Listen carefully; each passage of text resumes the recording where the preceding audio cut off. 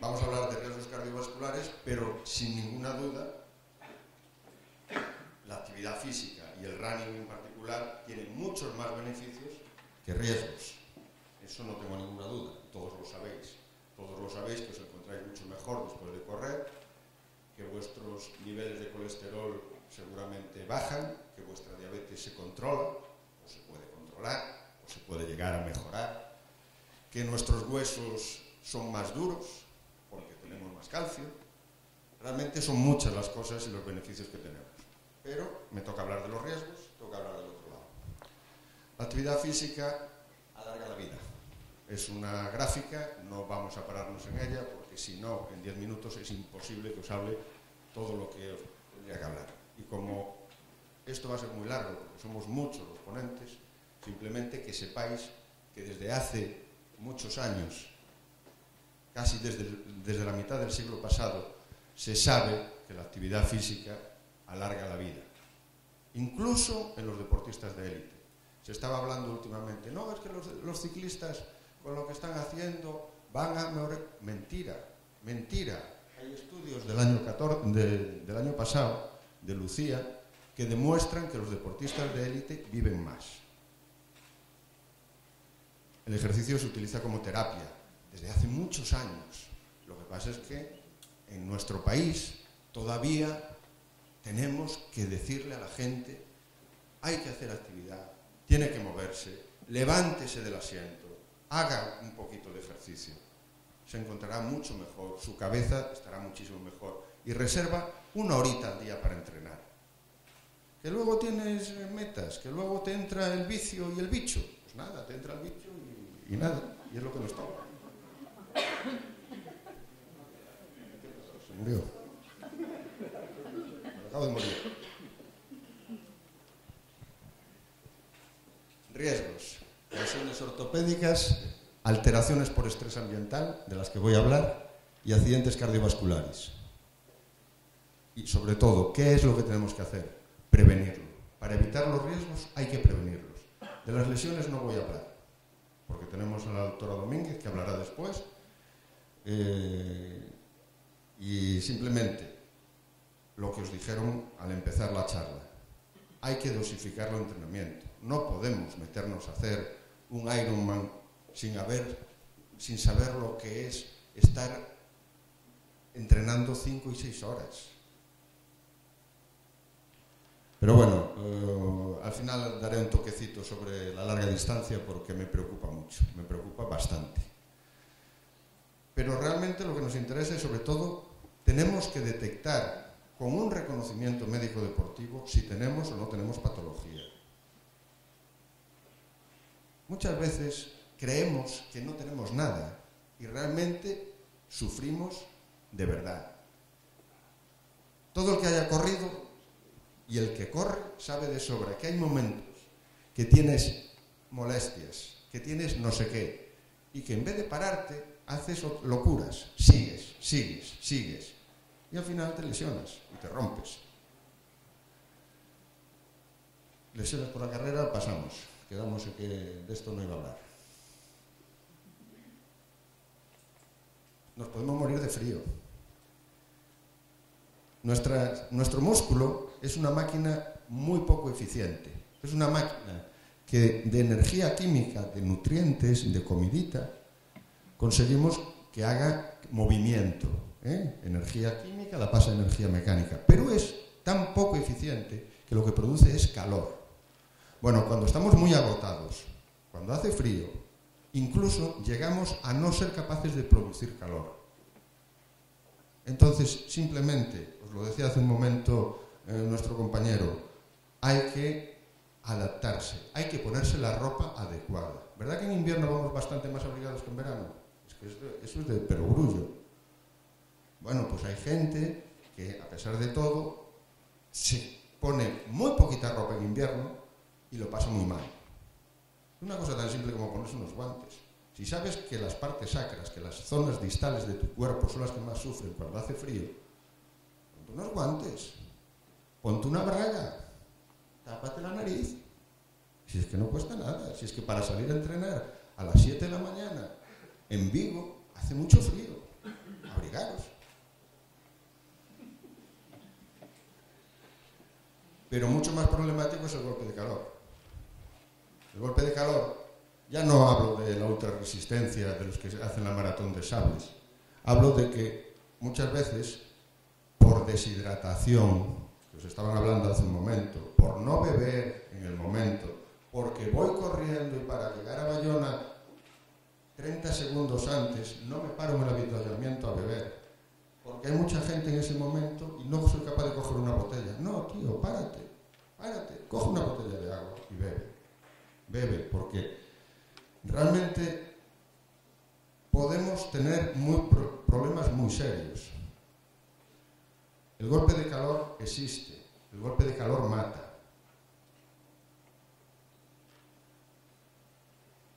Os estaban hablando de la deshidratación hace un momento. Esto es lo que ocurre cuando uno se deshidrata. Tenemos problemas cardiovasculares, tenemos una disminución del flujo renal. ¿Verdad que cuando estamos deshidratados tardamos muchísimo tiempo en orinar? Acabamos una carrera y por mucho que nos bebamos una cerveza que dicen que hidrata y nos bebamos no sé qué, a las 2 horas dices, Dios mío, pero yo no fui al baño. Porque acabamos realmente deshidratados. Tenerlo en cuenta, en verano eso es mucho mayor. Y la deshidratación puede llegar a provocar la muerte. ¿Qué nos ocurre a nivel gastrointestinal cuando estamos deshidratados? Que el vaciado gástrico es mucho más lento. A nivel metabólico, las hormonas se desmadran. El lactato no se lava. Y como no se lava, sabéis que cuando tenemos alta intensidad producimos lactato, que es esa sustancia que hace que nuestros músculos se pongan como piedras, y no somos capaces de correr. Y la temperatura central se dispara.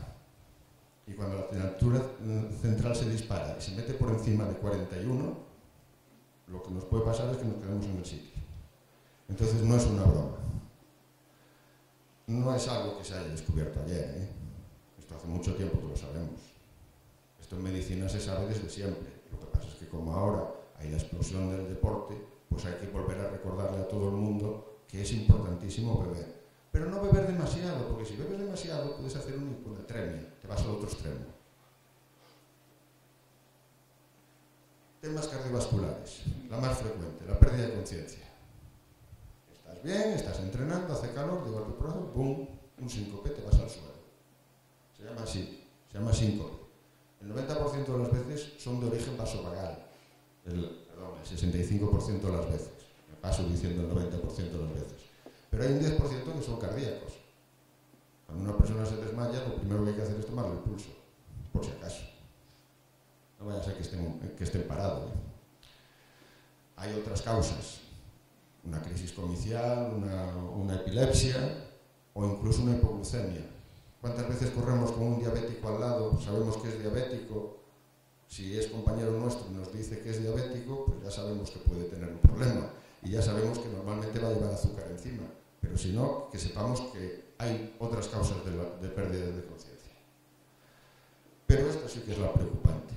Una parada cardiorrespiratoria brusca, teóricamente persona sana. Porque la persona que hace deporte teóricamente es sana. Pero curiosamente ocurre. Y claro, cada vez que muere alguien en un terreno de juego, entonces, tenemos que hacer, tenemos que preocuparnos, tenemos que no sé qué. A los 4 días se olvidan. ¿Cuándo ocurren? Normalmente las maratones al final. Habitualmente por deshidratación y por situaciones de agotamiento extremo. Y curiosamente en los triatlones al principio. ¿Por qué en los triatlones al principio? Es lo que se está preguntando todo el mundo. Porque no es por ahogamiento por lo que se muere la gente, se mueren de infartos. La gente con la ansiedad de meterse en el agua, y sé que aquí hay triatletas, porque seguro que los hay, a pesar de que hayamos hecho carreras y salud, hay triatletas. ¿Por qué nos ponemos tan ansiosos cuando tenemos que nadar? Si no somos capaces de nadar allí, pues nadamos allí. Tranquilidad. No hace falta pegarse para llegar a la boya. Si todo el mundo va a pasar por la boya, si al final no todos van a ganar, los que van a ganar allá ellos, pero los demás nos dedicamos a hacer deporte porque nos gusta estar sanos, ser más felices, por otras cosas. Por Dios, no los tropeemos con una carrera. Es que yo estoy viendo golpes últimamente, demasiados golpes en los triatlones y la verdad es que no es nada agradable. Y encima, si a una persona le pasas por encima nadando y esa persona le da algo y se mete para abajo, nadie se entera, ¿eh? Esto es una noticia que no se debería repetir. ¿Qué ocurre? Pero claro, insisto, hay que buscar esas enfermedades, esa patología que no conocemos, que está ahí y que simplemente con que se salve una vida vale la pena hacerlo. Si encima la gente que está metida en el mundo del deporte aprende a hacer RCP básica, posiblemente seamos capaces, en el momento que una persona la vemos en el suelo, le tomamos el pulso, ve que no tenemos pulso y nos ponemos a hacer un masaje inmediatamente, pues debemos hablar a esa persona. Hace muy poquito en Pontevedra un niño en un entrenamiento le dio un payá, un chavalito joven, y gracias a que sus dos entrenadores habían hecho un curso de RCP, el niño está vivito y coleando, con un desfibrilador implantado, pero está. Hombre, hay que aprender RCP básica. Yo se lo recomiendo a toda la gente que está en deporte. No es tan difícil, es hacerlo. Y desde luego, tener desfibriladores a mano. Ahora en todas las carreras, los servicios médicos llevan desfibrilador. Bueno, en los centros normalmente de entrenamiento hay desfibriladores, en los centros médicos hay desfibriladores. En Cataluña actualmente hay desfibriladores en todas las esquinas.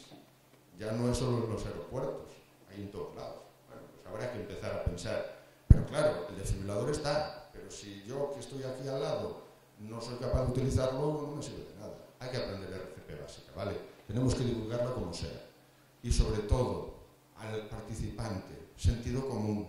Me acabo enseguida. Claro que me están mirando mal. Mirar si preocupa la muerte súbita. En la reunión del COI del año pasado, lo único que preocupaba era la muerte súbita. Bueno, causas de muerte súbita.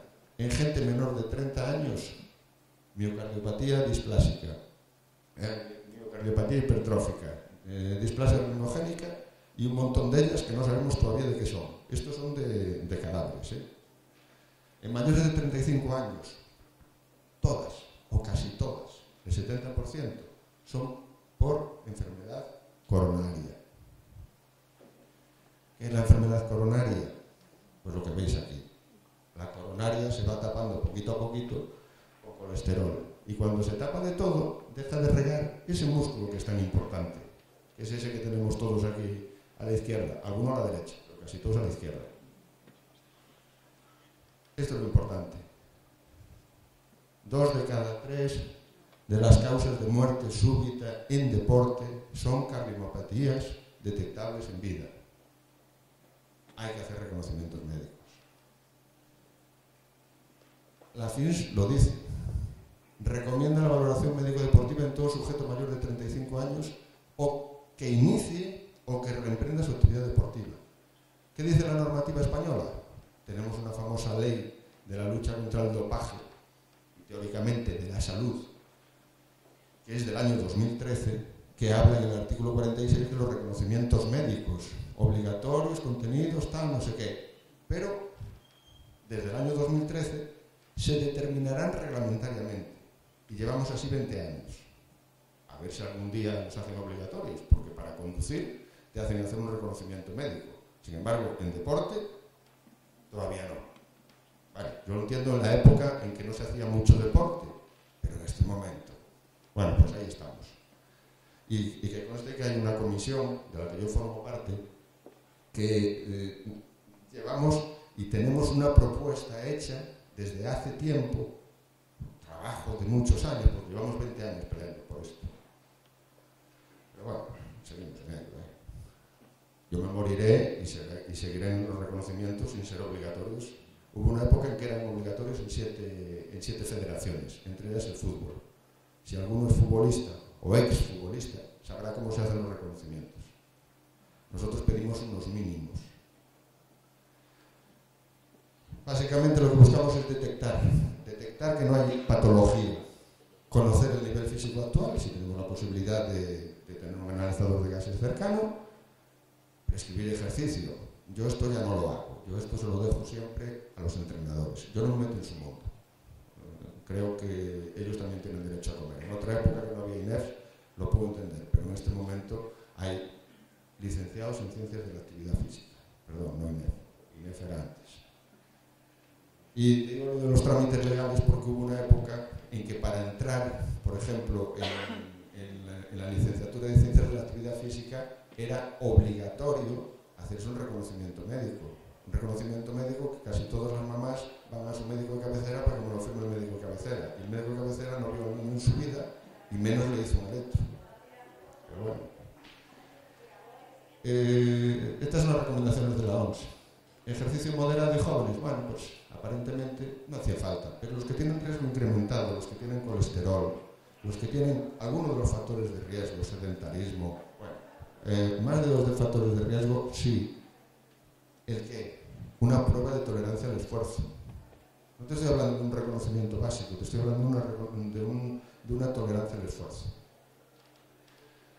Estos son los factores de riesgo cardiovascular, que creo que casi todo el mundo los conoce. Si no los conoce, después me lo preguntáis y lo hacemos.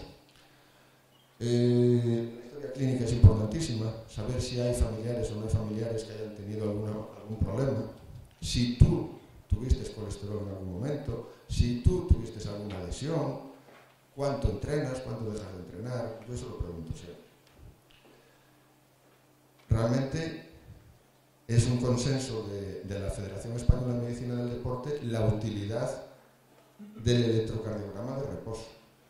A nadie debe hacer un reconocimiento sin haberle hecho un electrocardiograma de reposo, mínimo. Ya no te hablo de una exploración física, de una exploración clínica, de una historia clínica, sino de un electro. Básicamente, despistar enfermedades, divulgar la RCP, acceso a desfibrilación precoz. La famosa cadena de supervivencia. Esto es lo que va a hacer que disminuya la incidencia de muerte súbita en la práctica del deporte. Ya no hablo de los mayores, del exceso de trabajo y de los ultratrails, porque me parece un poquito... Simplemente os lo pongo ahí, después si queréis hablamos de ello. Gracias a toda la gente de Veteranos de Galicia, que es mi club, que es la gente con la que yo me empecé a entrenar con 45 años, pero eso sí, me hice una prueba de esfuerzo antes. Yo hasta los 45 años no hacía deporte. Deporte como friki, como ahora. Nada más, gracias.